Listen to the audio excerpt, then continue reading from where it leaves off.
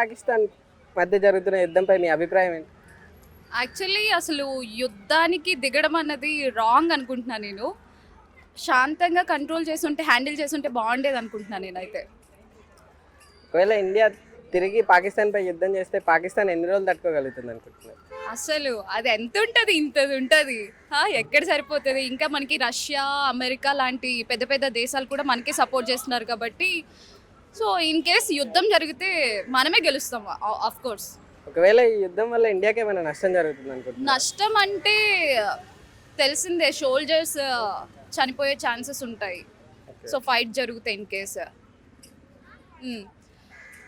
నేనేమనుకుంటున్నానంటే, ఇప్పుడు నెక్స్ట్ వాళ్ళు కూర్చొని మాట్లాడుకుంటే, ట్రంప్ కూడా అదే అన్నారు, అమెరికా ట్రంప్ అధ్యక్షుడు. సో ఇద్దరు కూర్చొని నేను మధ్యలో ఉండి మాట్లాడతాను, సర్ది చెప్తానని చెప్పేసి అన్నారనమాట ట్రంప్ కూడా. సో అలా కూర్చొని సర్ది చెప్పుకుంటే బెటర్. ఎందుకు యుద్ధాలు జరిగి ప్రాణాలు కోల్పోవడం ఎందుకు? ఇప్పుడు పాల్గామ్లో కూడా ఇంతమంది ప్రాణాలు కోల్పోయారు కదా. సో యుద్ధం జరిగితే ఇంకా చాలా మంది చనిపోయే ఛాన్స్ ఉంది కదా.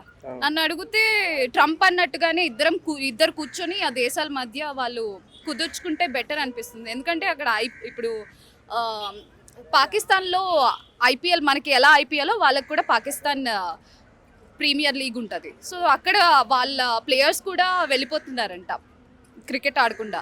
సో ఇవంతా ఆపేస్తే బెటర్ అనిపిస్తుంది నాకైతే.